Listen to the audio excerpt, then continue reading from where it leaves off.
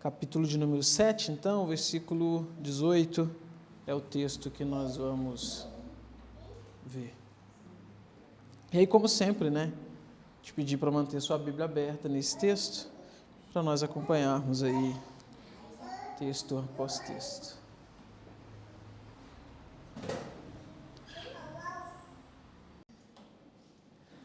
Diz assim o texto da palavra de Deus: todas essas coisas foram relatadas a João pelos seus discípulos, e João, chamando 2 deles, enviou-lhes ao Senhor para perguntar: você é aquele que estava para vir ou devemos esperar outro? Quando os homens chegaram a Jesus, disseram: João Batista nos enviou para perguntar: o Senhor é aquele que estava para vir ou devemos esperar outro? Naquela mesma hora, Jesus curou muitas pessoas de doenças, de sofrimentos e de espíritos malignos, deu vista a muitos cegos. Então Jesus lhes respondeu: voltem e anunciem a João o que vocês viram e ouviram. Os cegos veem, os coxos andam, os leprosos são purificados, os surdos ouvem, os mortos são ressuscitados, e aos pobres está sendo pregado o Evangelho. E bem-aventurado é aquele que não achar em mim motivo de tropeço. Quando os mensageiros de João se retiraram, Jesus começou a dizer ao povo a respeito de João: o que vocês foram ver no deserto? Um caniço agitado pelo vento? O que vocês foram ver? Um homem vestido de roupas finas? Os que se vestem bem e vivem no luxo moram nos palácios reais. Sim. O que foram ver? Um profeta?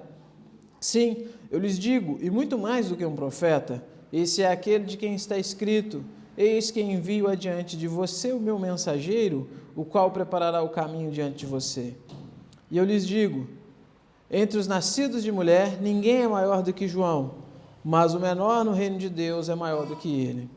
Todo o povo que o ouviu e até os publicanos reconheceram a justiça de Deus, tendo sido batizados com o batismo de João. Mas os fariseus e os intérpretes da lei rejeitaram, quanto a si mesmos, o plano de Deus, não tendo sido batizados por ele. E Jesus continuou: a que, pois, compararei as pessoas dessa geração? A que são semelhantes? São semelhantes a meninos que, sentados na praça, gritam uns para os outros: nós tocamos flauta, mas vocês não dançaram. Entoamos lamentações, mas vocês não choraram. Pois veio João Batista, não comendo pão nem bebendo vinho, e vocês dizem: ele tem demônio. Veio o Filho do Homem comendo e bebendo, e vocês dizem: eis aí um glutão e bebedor de vinho, amigo de publicanos e pecadores. Mas a sabedoria é justificada por todos os seus filhos. Senhor, nós te louvamos, nós damos graças ao Senhor, Pai, pela bondade do Senhor e por tudo que o Senhor tem feito a nós, por esse culto, por esses momentos que tivemos aqui já, Deus, onde pudemos cantar louvores ao Senhor, entoarmos ao Senhor os nossos cânticos, expressando nosso amor, nossa gratidão. Muito obrigado, Senhor. Pedimos ao Senhor que nos conduza nesse momento agora, onde a palavra do Senhor será exposta, que o Senhor possa nos ensinar, que a Tua palavra possa achar morada nos nossos corações. Em nome de Jesus. Amém.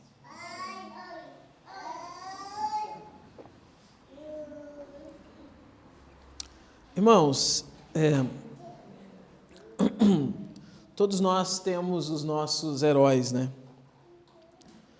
E talvez quando você ouve falar isso, você logo vá pensando nos heróis da Marvel, da DC, Mas eu me refiro aqui aos nossos chamados heróis da fé, como a gente costuma dizer no meio cristão, que são aquelas pessoas que, em alguma medida, nos inspiram, nos encorajam, Pessoas que nós temos como exemplo de fé, de conduta e tudo mais. Pensando em personagens bíblicos, alguns gostam de Davi, O grande rei guerreiro, parente do nosso Senhor Jesus, Outros gostam de Abraão, o famoso pai da fé. Alguns gostam muito dos heróis ali do livro de Juízes. Sansão, por exemplo, é um dos grandes, E muito admirados por muitas pessoas. Mas a gente tem também outros tipos de heróis que vão além dessas pessoas, desses personagens das páginas da Bíblia Sagrada, que são pastores, pregadores, evangelistas, irmãos da fé, que de alguma forma também nos instruem, nos encorajam, que a gente tem eles como exemplos, e a gente acaba se apegando a essas pessoas de alguma maneira, e isso é algo puramente normal, puramente natural. E ainda tem aqueles, né, que vão dizer assim, o meu herói é Jesus. Tudo bem, não tem problema com isso. Agora, com exceção do Senhor Jesus, irmãos, com exceção do Senhor Jesus, todos os demais, ainda que a gente tenha eles em alguma medida como heróis, todos eles falharam, né? A gente não precisa muito para perceber isso. Alguns falharam em aspectos morais, outros desobedeceram a palavra de Deus em algum sentido, mas o ponto é que todos falharam. Se você admira Davi, você tem que reconhecer que Davi falhou gravemente. Se você admira Abraão, você tem que reconhecer que Abraão falhou grandemente, e todos os outros. E se por um lado as falhas desses heróis, né, elas são evidentes e era de se esperar, normal, uma vez que a gente entende o que a Bíblia fala sobre nós como seres humanos, por outro lado é decepcionante, né? Por outro lado, enfatizar essas falhas, e principalmente quando você está conversando com alguém e alguém está tocando naquele seu personagem bíblico preferido e começa a apontar as falhas dele, a gente fica, né, logo querendo correr para defender, para dizer, não, mas espera aí, mas é mais e mais e cheio demais. Mas, irmãos, é assim, né? O homem falha. Agora, se esses personagens bíblicos, quando falham, eles têm esse caráter decepcionante, ou quando a gente se depara com esse registro das falhas deles, a gente se decepciona, muito mais, irmãos, é quando as pessoas que a gente admira fora, então, do texto bíblico, elas falham, né? Uma coisa é você ter muito claro na Bíblia que Davi, por exemplo, adulterou com Batseba, e que foi uma coisa grave, e além de ter adulterado, ter matado o marido dela, né, daquela forma tão covarde. Outra coisa é hoje, século 21, ano 2023, um pastor que você admira cair em adultério. O impacto disso para nós é muito maior. Aquela pessoa que você admira, que você se aconselha, que você se espelha, você tem como um exemplo de fé, cai, e isso afeta a gente muito mais. E o meu ponto aqui, ao trazer tudo isso, é simplesmente a gente ter em mente que isso vai acontecer em alguma maneira. Eu não digo algo tão grave quanto um adultério, mas por mais que você admire alguém, por mais que alguém seja um professor, um mestre, alguém que você quer sim, como a gente brinca, né?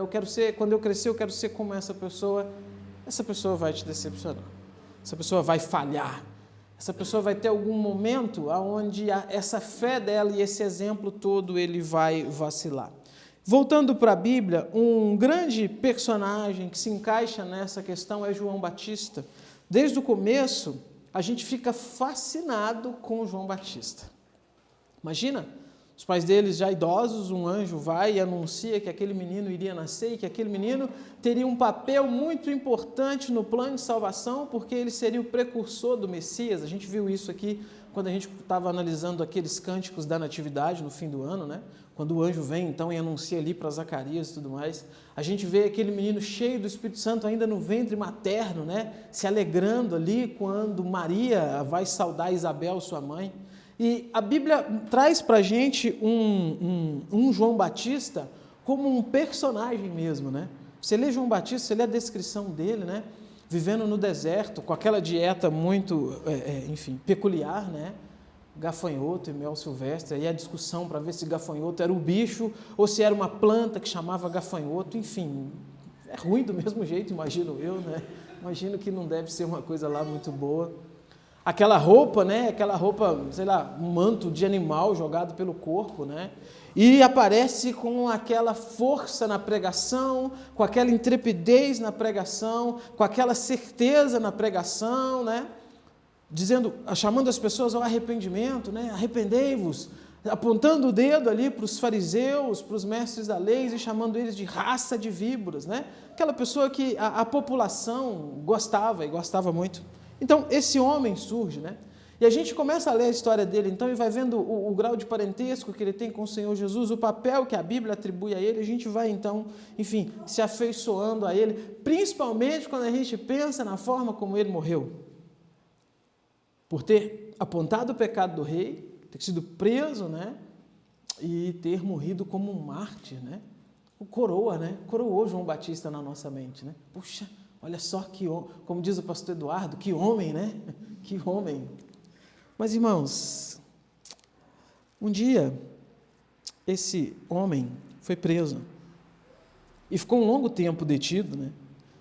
E aí começam a chegar notícias para ele lá na prisão do primo dele. Que o primo dele, que ele havia reconhecido como Messias, que ele havia batizado e até mesmo ter ficado um pouco assim, né? Não, eu preciso ir até você, você vem a mim para ser batizado, mas ele batiza. Que ele reconhece como sendo o Cordeiro de Deus que tira o pecado do mundo. Que ele reconhece como sendo aquele que ele não era digno de desatar as sandálias dos pés, como sendo aquele que iria trazer juízo. Lembra da fala de João Batista, né? Dizendo que Jesus era aquele, então, que iria batizar com o Espírito Santo e com fogo, e o fogo ali é juízo, né? Obviamente, e tanto que ele vai dizer, ele tem na sua mão a pá para limpar a eira, né? Os grãos ele vai separar, mas a palha ele vai lançar no fogo. Então, João sabe quem é Jesus, João reconhece Jesus, João cumpre esse papel de ser o Elias que viria como precursor do Messias, mas ele está preso.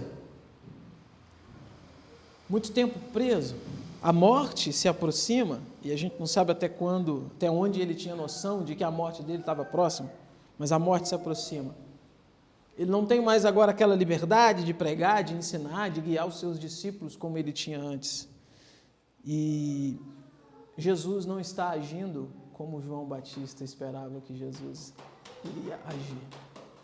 E isso, às vezes, pelo fato da gente colocar João Batista num andor, né, de certa forma, a gente passa percebido disso na história de João Batista. Os estudiosos vão discutir aqui o que acontece com João Batista nesse contexto do texto que a gente está lendo, se é uma crise de fé, ou se João Batista ele estava com alguma expectativa errada em relação a Jesus, porque ele disse que Jesus viria trazer juízo, e de repente chegam notícias para ele de que Jesus está comendo com pecadores, com publicanos, que Jesus está fazendo uma festa ali, literalmente, em Jerusalém, que isso de certa forma o deixou frustrado. O ponto é que a gente não sabe, mas a gente consegue entender e seria seguro a gente entender que é um pouco de tudo isso, né? Ao ponto dele então mandar 2 discípulos seus até Jesus para fazer a seguinte pergunta: você é realmente aquele que deveria vir? Você é realmente aquele que a gente estava esperando? Você é realmente aquele que os profetas prometeram? Ou a gente tem que esperar outro? Independente do motivo. João Batista está frustrado, João Batista está agora numa postura questionadora e ele quer respostas de Jesus. Irmãos, isso daqui é interessante, porque veja, não é alguém que ouviu falar de Jesus por aí, de repente chegou ali um grande profeta, não, é alguém que acompanha de certa forma o Senhor Jesus desde que o Senhor Jesus nasceu, eles são parentes. E ainda que não tenham crescido juntos, mas são parentes, as notícias chegam. O ministério do Senhor Jesus começa com João Batista, ele sabe quem é Jesus. E agora esse homem, então, ele está se questionando. Olha o que diz o versículo 18. Todas essas coisas foram relatadas a João. Que coisas? Essas coisas que o Evangelho de Lucas vem trazendo. Jesus curando, Jesus ensinando, Jesus com aquele seu grande sermão, né, das bem-aventuranças ali, dos ais. Jesus curando o servo do centurião, Jesus ressuscitando o filho da viúva, todas essas maravilhas de Jesus chegam agora aos ouvidos de João. E aí então, o que ele faz? Ele chama 2 discípulos, envia até Jesus, os discípulos vão até Jesus, e eles perguntam a Jesus. E sabe, irmãos, a gente já começa a entender algumas coisas aqui e aprender algumas coisas, né, com o João Batista. A nossa fé, por mais que a gente experimente grandes coisas de Deus, como João Batista experimentou, por mais que você tenha momentos que você tem certeza que foi Deus que agiu, aquela história que a gente gosta de contar para todo mundo, já viu aquela história que a gente tem, que você, quando conversa com alguém sobre Deus, você gosta de contar aquela história, porque aquela história é um momento que você tem plena certeza que Deus agiu na sua vida, e ainda que nós todos tenhamos isso. Uma coisa que nós todos vamos compartilhar com João, vão ser momentos de questionamento, irmãos.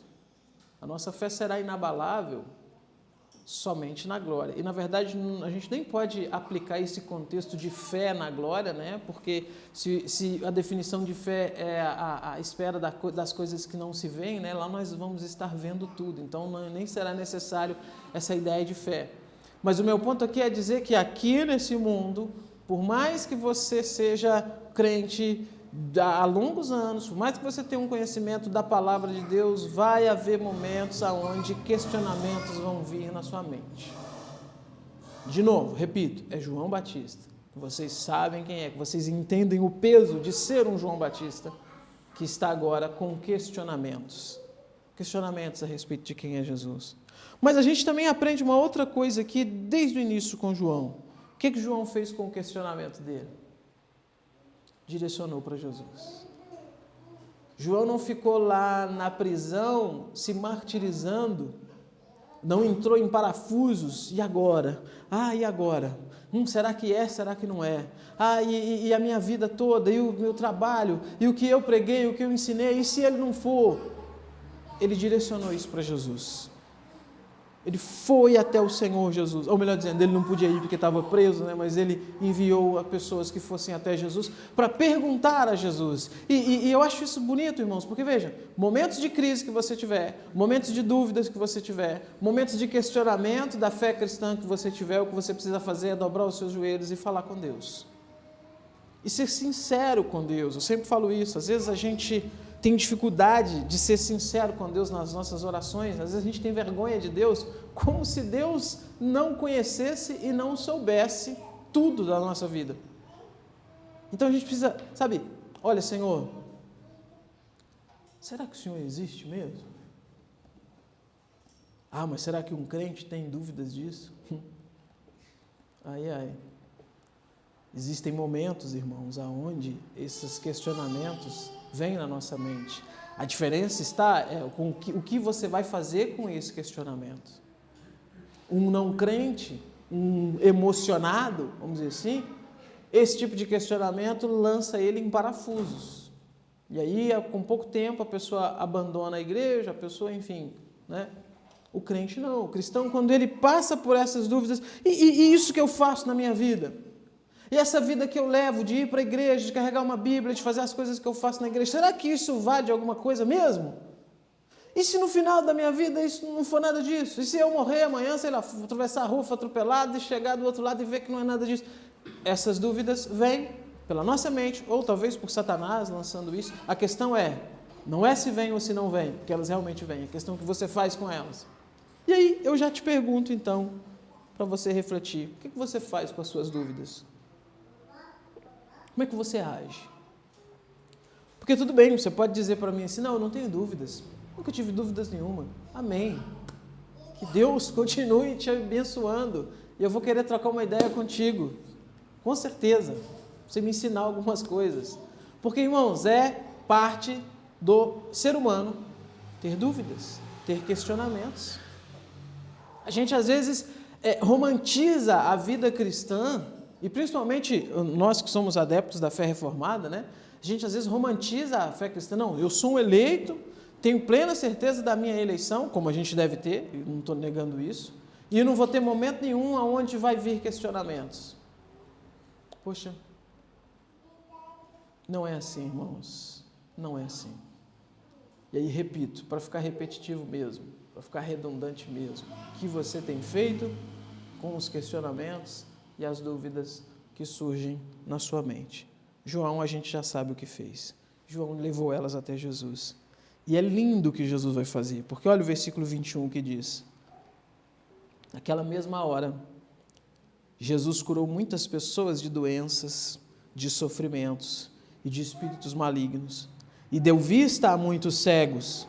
Então Jesus lhes respondeu: voltem e anunciem a João o que vocês viram e ouviram. Os cegos veem, os coxos andam, os leprosos são purificados, os surdos ouvem, os mortos são ressuscitados e aos pobres está sendo pregado o Evangelho. Lindo, irmãos, porque Jesus não deixa João no vácuo. Jesus não repreende, não diz assim, voltem lá e falem com João para orar mais, porque ele precisa orar mais. Jesus não disse para os discípulos assim, voltem lá e falam com João, o que está acontecendo, João? Está desaprendendo das coisas? Não. Jesus, irmãos, o Senhor Deus, o Espírito Santo, esse Deus triuno que a gente serve, é um Deus que nos compreende, entende as nossas fraquezas e nos responde para esclarecer as nossas dúvidas e para nos fortalecer nas nossas fraquezas. Às vezes não é da maneira que a gente imagina que a resposta vem, mas Ele nos responde. E isso daqui é uma prova de que Jesus responde. Jesus responde a João de forma prática. Agora imagine essa cena, imagine. Ponha a parte criativa do seu cérebro aí para funcionar. Imagine essa multidão ali em torno de Jesus. Jesus deve que estava ensinando alguma coisa quando esses discípulos de João chegam. E parece que os discípulos de João não chegam, tipo assim, entregam um bilhetinho para Jesus, né? Parece que eles chegam e falam mesmo no meio de todo mundo. E Jesus para o que ele está fazendo. E naquela multidão que está cercando Jesus, tem pessoas de todos os tipos, inclusive muitos doentes, que era o costume ter em volta de Jesus pessoas doentes, dado ao ministério de cura, de restauração que o Senhor Jesus fazia. A resposta que Jesus vai enviar a João, então, não é simplesmente dizer assim, volta lá e fala com João que sim, sou eu. Que ele poderia fazer? Poderia fazer. Ele não perguntou? O senhor é aquele que deveria de vir ou devemos esperar outro? Sim, João, eu sou aquele que deveria de vir. Vocês não precisam esperar outro. Pronto. Mas Jesus entende o que se passa na mente de João. Jesus entende o que se passa nesse coração questionador de João. E olha como que Jesus vai responder, então, no meio daquela multidão. Jesus começa, então, a agir de forma poderosa e miraculosa diante dos olhos de todos e diante dos olhos, inclusive, dos mensageiros de João. Então, tem ali um cego, ele é curado imediatamente. Tem ali um surdo, ele é curado imediatamente. Tem ali um paralítico, um coxo, ele é curado imediatamente. E de alguma forma tinha alguém ali que estava morto. Ele foi ressuscitado imediatamente. Agora, muito lindo isso. Agora tem outra coisa, irmãos, aqui. Tem outra coisa aqui que eu quero chamar a sua atenção. Isso que Jesus está fazendo está previsto na literatura profética que João Batista conhecia.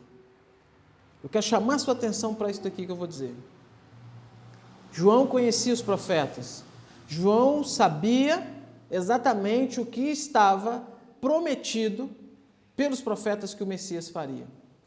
Quando Jesus está curando cegos, curando surdos, trazendo saúde aos paralíticos, trazendo saúde aos leprosos, inclusive ressuscitando mortos, Jesus não está simplesmente fazendo uma apresentação do poder que ele tem.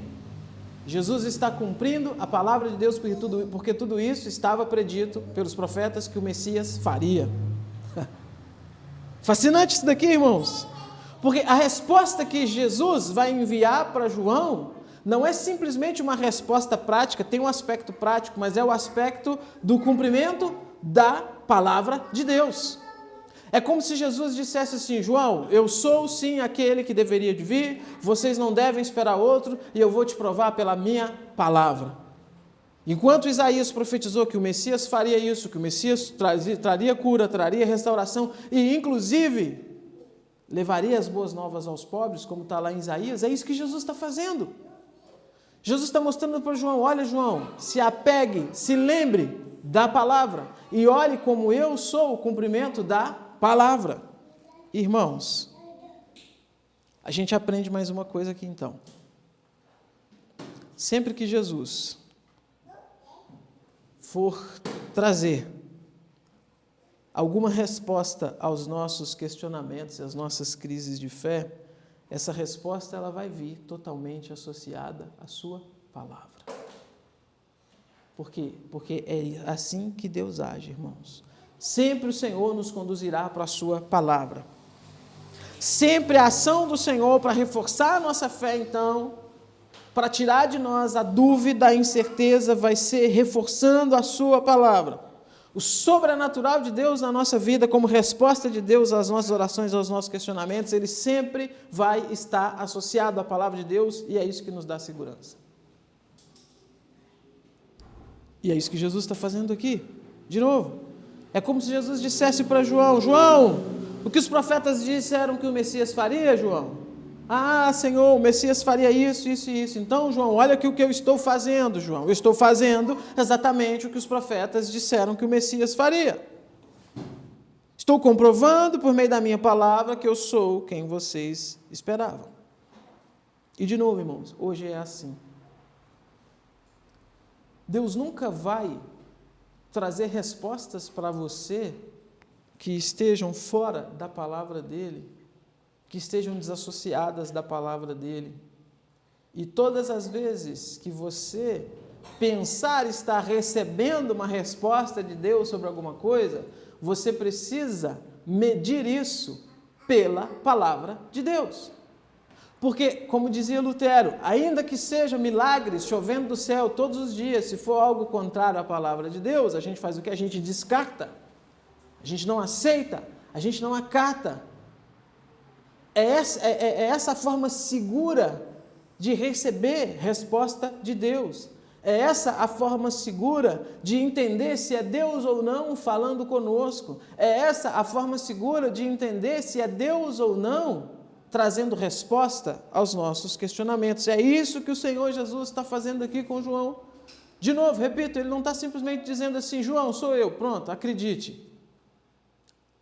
Ele está agindo, cumprindo profecias, cumprindo promessas que os profetas haviam dito que o Messias faria. E assim, então, João está tendo certeza: é ele é o Messias. Realmente, tudo aquilo que os profetas disseram que ele faria, ele fez. Tudo aquilo que os profetas profetizaram que o Messias realizaria, ele está realizando. Então, João reforça a sua fé por meio do cumprimento da palavra de Deus, dentro daquilo que os profetas profetizaram. Essa é a resposta que Jesus dá a João. E aí o versículo 23 segue: e bem-aventurado é aquele que não achar em mim motivo de tropeço. E aqui, obviamente, Jesus está se dirigindo a João, diretamente, e dizendo: João, em mim não há motivo para se escandalizar ou para tropeçar na fé, porque Jesus é o Messias prometido. E ele acabou de comprovar isso. Fascinante isso, irmãos, fascinante isso, instrutivo para nós. Teremos crises de fé, teremos questionamentos, com certeza. Os grandes homens da história do cristianismo tiveram, todos eles. O que fazer com os nossos questionamentos? Orar, levá-los a Deus, direcioná-los ao Senhor. Como medir e entender a resposta de Deus? Bíblia Sagrada. Ele vai te responder de acordo com a palavra. Ele vai te esclarecer de acordo com a palavra. Não é isso que a Bíblia diz? A fé vem pelo quê? Pelo ouvir. E ouvir o quê? Palavra de Deus. Se o problema é fé, se o problema são questionamentos relacionados à fé, o que vai então solucionar o problema é ouvir a palavra de Deus. A maneira como Deus vai responder por meio da sua palavra. Mas seguindo, versículo 24 então vai dizer assim, olha: quando os mensageiros de João se retiraram, Jesus começou a dizer ao povo a respeito de João: o que vocês foram ver no deserto? Um caniço agitado pelo vento? O que vocês foram ver? Um homem vestido de roupas finas? Os que se vestem bem e vivem no luxo moram nos palácios reais. Sim, o que foram ver? Um profeta? Sim, eu lhes digo, e muito mais do que um profeta. Esse é aquele de quem está escrito: eis que envio adiante de você o meu mensageiro, o qual preparará o caminho diante de você. Os discípulos de João saem daquela cena para levar a resposta que João pediu. Jesus então vai começar a falar sobre João, irmãos. Porque se é uma coisa pública, com certeza algumas pessoas começaram a comentar entre si, João não está tendo fé no Messias. Ou algumas pessoas, talvez, que conheceram o ministério de João e que talvez estavam presentes quando João aponta para Jesus e diz: eis o Cordeiro de Deus que tira o pecado do mundo. Começaram a pensar: e agora? Se nem João está acreditando, se João está com dúvidas, e agora? Como é que a gente fica? Jesus vai falar de João. E é bonito a forma como Jesus fala de João, irmãos. Porque Jesus começa a se dirigir para aqueles que talvez estivessem com questionamentos na sua mente a respeito de João. Jesus se dirige a eles com o quê? Com questionamentos. O que vocês foram ver? Quando vocês saíram da casa de vocês e foram até o deserto, o que vocês queriam ver? Um caniço agitado pelo vento? Ou seja, uma coisa frágil? Ninguém sai para ir para o deserto ver um caniço é como se fosse uma cana, né? Como se fosse um bambu fino, que balança quando venta, normal. Ou seja, o que Jesus está dizendo? Ninguém sai de casa para ver uma coisa normal, para ver um mato balançando com o vento. Ou seja, vocês não saíram para ver uma coisa comum, vocês saíram porque foram atraídos por uma coisa extraordinária, por uma coisa diferente. Jesus vai repetir essa pergunta 3 vezes.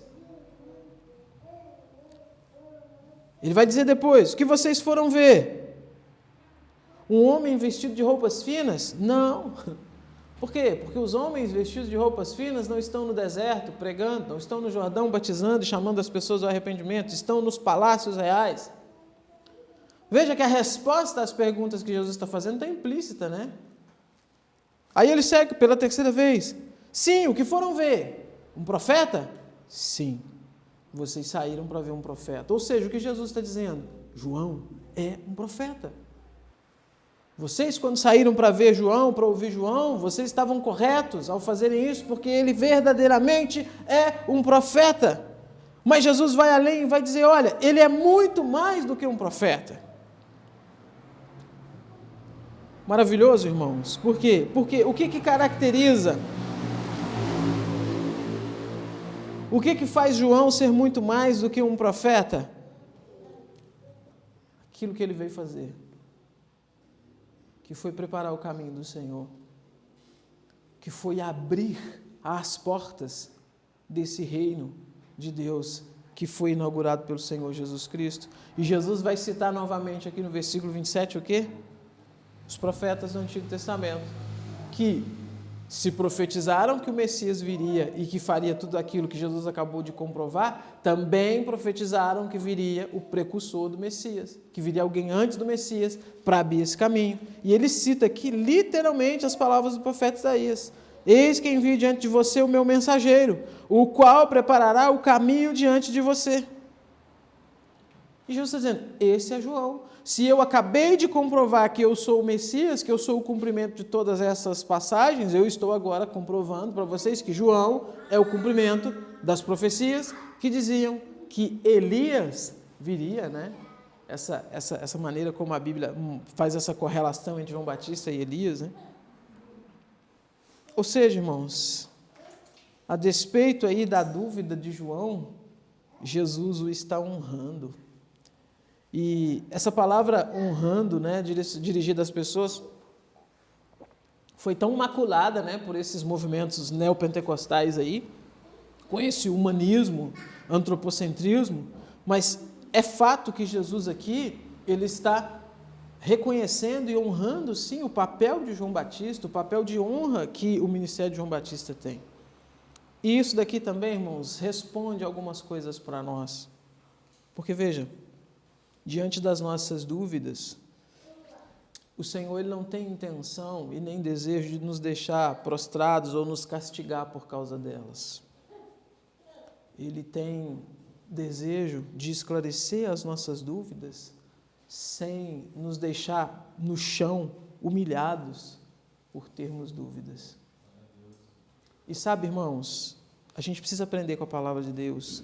E a gente precisa aprender a reconhecer o modo como Deus age, porque aprendendo a reconhecer o modo como Deus age, o fardo vai ser mais leve nas nossas costas. Às vezes a gente tem uma vida cristã muito parecida com a vida de Lutero, antes de entender a justificação pela fé. Às vezes a gente tem uma visão de Deus como se Deus fosse aquele carrasco, aquele rei impiedoso, aquele imperador assentado ali num trono, ditando regras e tudo mais, e só desejoso de castigar, de punir, de causar dor, de causar sofrimento e tudo mais. E não é isso que a Bíblia apresenta sobre Deus. Deus sim castiga, pune, traz juízos aos impenitentes, sim, mas existe todo um cuidado, um carinho, um trato de Deus com aqueles que o servem, com aqueles que são seus, e Jesus está fazendo isso aqui. Jesus podia muito bem, quando os discípulos ali de João foram embora, Jesus muito bem podia continuar fazendo o que ele estava fazendo, sem nem mencionar João, porque João é o foco, ele, Jesus, é o foco. O próprio João diz isso, né? Convém que ele cresça e que eu diminua. Mas Jesus está fazendo o quê? Jesus está dizendo, ei, pera lá, vocês foram ver lá no deserto, é um profeta de verdade. O que vocês foram ver lá no deserto não foi um homem vestido de roupas finas, vocês foram ver um profeta. E muito especial, porque ele abriu o caminho para o Messias. E aí olha como que Jesus fecha isso daqui, né? Versículo 28. Eu lhes digo que entre os nascidos de mulher, ninguém é maior que João. Mas o menor no reino de Deus é maior que ele. Como assim, né? Como assim?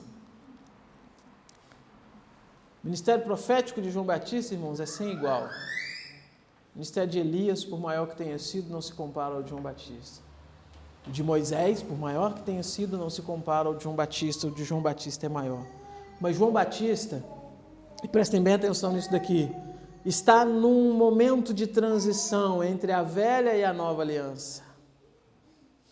Nos momentos que essas coisas estão acontecendo, é esse momento de transição. Está terminando uma nova aliança que está se cumprindo em Jesus e vai se iniciar a nova aliança por meio do Senhor Jesus, após a sua morte, ressurreição e ascensão aos céus. Então, no sentido profético, João é o maior por causa daquilo que ele faz. Mas no sentido do reino de Deus inaugurado através de Jesus Cristo, todos são maiores do que ele, porque estão na nova aliança, porque estão nesse reino de Deus inaugurado, porque estão nesse reino que o próprio João veio abrir alas, abrir caminho, né?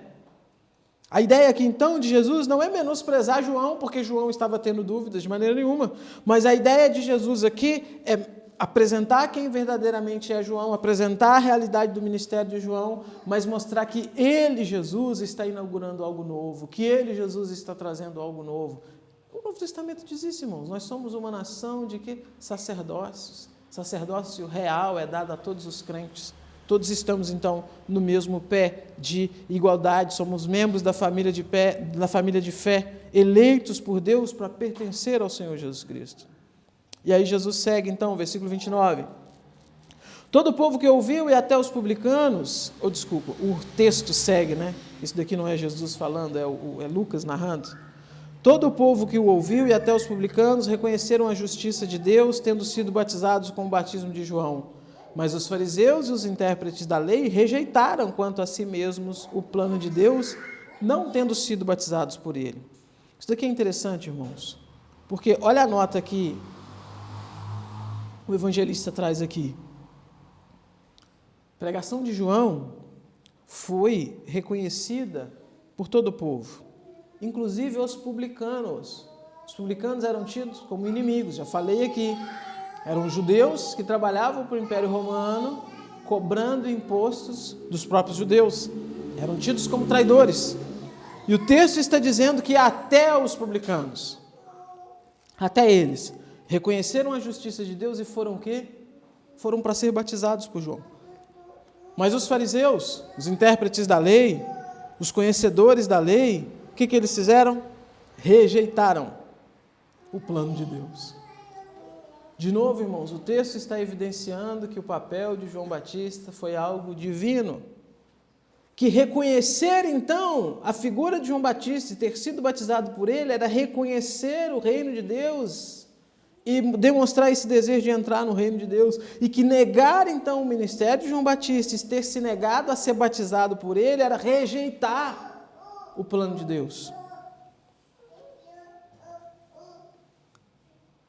Os fariseus, então, os intérpretes da lei, os que achavam que eram conhecedores da lei, não conheceram o básico, não entenderam o básico, rejeitaram o fundamental, que foi rejeitar João. E aí olha só como que Jesus continua e conclui, versículo 31.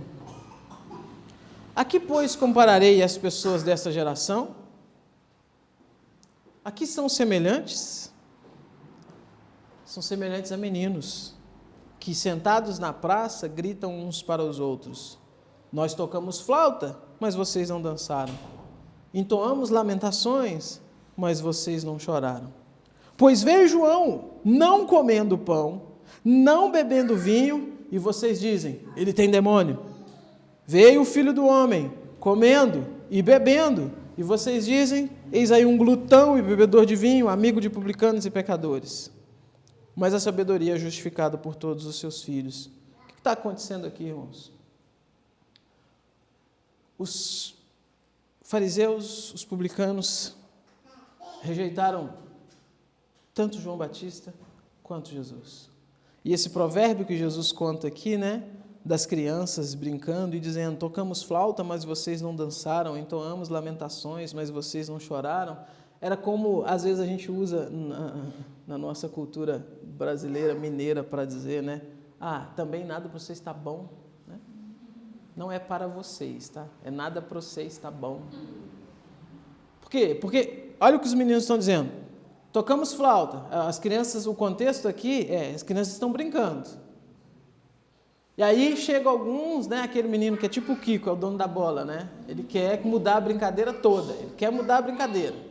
E aí os outros: tá bom, então nós vamos tocar flauta. Mas eu não quero dançar. Tá, então nós vamos entoar aqui algumas canções, mas a gente também não quer brincar disso. Então vamos brincar disso aqui, isso a gente também não quer. Pô, decide, né? Jesus está usando esse exemplo, ele está dizendo: olha, João Batista veio, não comia pão, não bebia vinho, e vocês disseram o quê? Está endemoniado. O Filho do Homem veio, Jesus veio, comendo, bebendo, e vocês estão dizendo o quê? É um guloso e bêbado, também não queremos.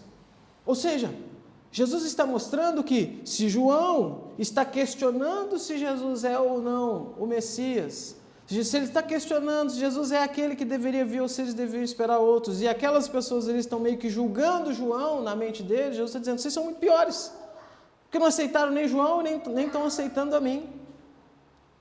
Não aceitaram a mensagem de João e nem a mensagem que eu estou trazendo. Rejeitaram João, não quiseram ser batizados por ele, e também estão rejeitando a minha palavra. 2 vezes condenados. Os fariseus, doutores da lei, então, se apoiavam na sua justiça própria. E nada para eles, então, é suficiente. Irmãos, olha, é sempre assim, tá? Se você basear a sua fé em você mesmo, seus desejos, na sua natureza, nada vai ser bom. Nada, nada. É por isso que a gente precisa ter as nossas dúvidas direcionadas para o Senhor Jesus. É por isso que a gente precisa ter a nossa mente focada no Senhor Jesus e confiarmos nele. Termos a nossa fé reforçada, restabelecida por ele. Não confiando em nós mesmos, não confiando na nossa justiça própria, mas sempre deixando a palavra de Deus guiar a nossa vida. Para a gente finalizar, eu quero trazer 3 pontos aqui, a nível de repetição do que a gente falou e conclusão. Primeiro deles, todos nós, irmãos, vamos passar por crises de fé. Todos nós vamos passar por isso. Se você ainda não passou, se prepare. E não vai ser 1 nem 2 vezes. Todos nós vamos passar por momentos onde questionamentos graves vão vir à nossa mente.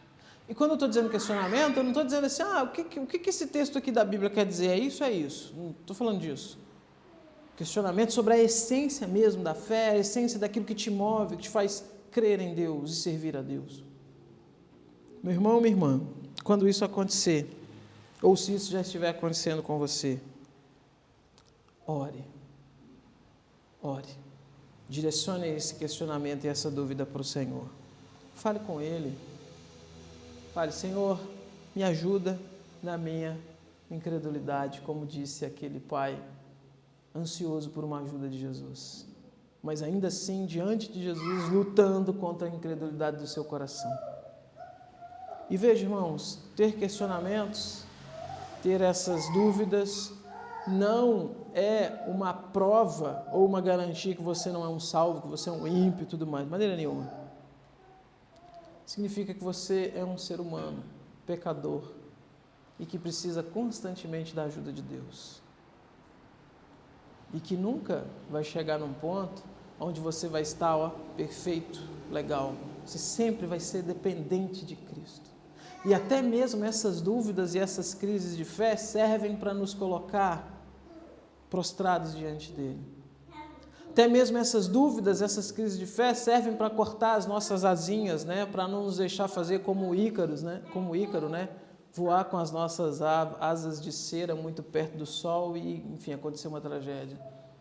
Essas crises de fé servem para colocar os nossos pés no chão, para dizer, ei, dá uma segurada, como a gente costuma dizer, né? Respira. Veja você na sua real condição de dependente de Deus. O ponto todo é, direcione suas crises para o Senhor Jesus. Fale com Deus, fale com o Senhor Jesus. E conte também, irmãos, com a ajuda da igreja. Eu sempre reforço isso, a nossa fé cristã, irmãos, ela não é uma fé solitária. Nossa vida cristã não é uma vida onde a gente se reúne em comunhão simplesmente para o culto de domingo. A Bíblia inteira está sempre falando sobre essa vida cristã ser vista de forma integral dentro dessa perspectiva da comunhão. E a Bíblia vai dizer que a gente deve, então, consolar uns aos outros, exortar uns aos outros, ensinar uns aos outros. Então, se você está passando por momentos assim, veja alguém na igreja para você sentar e conversar e desabafar e ouvir ali um conselho, um direcionamento de alguém de Deus. Totalmente normal, totalmente natural e totalmente necessário fazermos isso. Segunda coisa, toda e qualquer resposta que o Senhor te trouxer, ela virá por meio da palavra dele. Irmãos, Deus nunca nos responde fora do manual que ele nos deu. É a mesma coisa que, sei lá, você está com algum aparelho e você quer tirar dúvida de como que ele funciona e você não vai lá para o manual, né? O objetivo de ser daquilo ali é tirar suas dúvidas e é te instruir. O objetivo de ser da palavra de Deus, então, é exatamente isso. Não é para ficar naquela, e agora? Foi Deus ou se não foi? Ou não foi? Ixi, e agora? Conheça a Bíblia. Leia, estude a sua Bíblia, conheça a sua Bíblia, para que quando você ouvir a voz de Deus, você saiba reconhecer que é a voz de Deus. Para que quando você estiver diante de uma situação onde Deus está ali, então, te respondendo, você saiba identificar que aquilo é uma resposta de Deus, ou não. Ou quando for uma coisa da sua própria mente ansiosa, ou quando for uma coisa do diabo, você saiba reconhecer. Isso não é de Deus. Mas é preciso conhecer a Bíblia, preciso conhecer a palavra de Deus. A gente não pode cair nesse misticismo de pensar que existe fé cristã sem palavra de Deus. Não existe. O próprio Jesus disse isso. Se vocês me amam, vocês guardam os meus mandamentos. Em outra passagem ele vai dizer que aqueles que me amam têm e guardam os meus mandamentos. Qual que é o sentido de ter e guardar, né? Não é tipo assim, comprar e guardar na caixa. É ter no sentido de conhecer.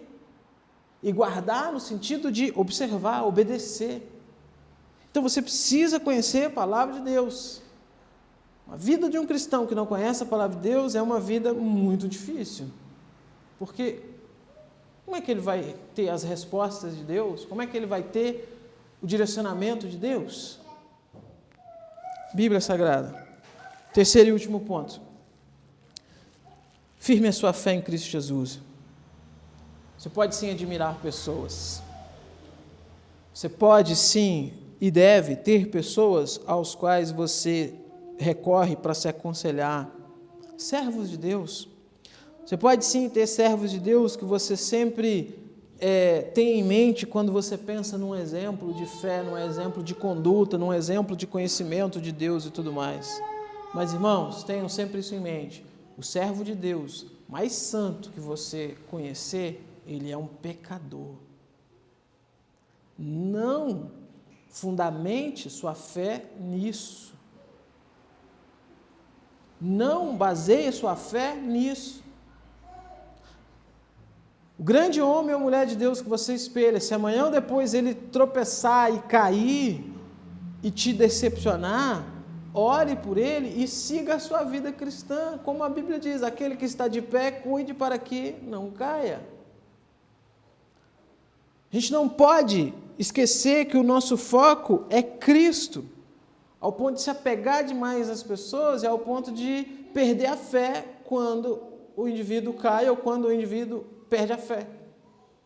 Isso tem que ser muito claro na nossa mente, irmãos. Eu não estou dizendo que, tipo assim, você vai lidar, sei lá, que Deus guarde todos, que Deus guarde todos, mas, sei lá, vou evitar citar nomes, mas uma pessoa que você admira aí, de repente aquela pessoa cai. Não é natural a gente ter aquela postura assim, tudo bem. É claro que isso vai nos afetar, mas o ponto é, a nossa fé está firmada em quem? Jesus. O autor e consumador da nossa fé é Jesus. E a gente vai ficar triste, a gente vai ficar decepcionado, mas a gente vai fazer o quê? Vamos orar. Vamos orar, pedir a Deus que restaure o irmão ou a irmã que caiu. Pedir a Deus que levante novamente, cuide, mas a nossa vida cristã segue crendo em Deus e tendo Deus como nosso parâmetro e o nosso grande modelo a ser seguido. Vamos orar?